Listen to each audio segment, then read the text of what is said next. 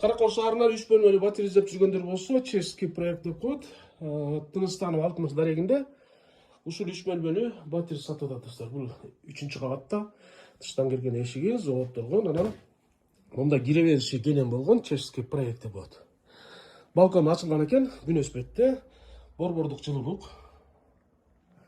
Бул зал, бул тарабы да күн өспөттө. Баасын телефон аркылуу сүйлөшөбүз дейт. Ана бягында дагы уруктоочу бөлмө. Балкон бар. Бул тарабы Тыныстановду карайт.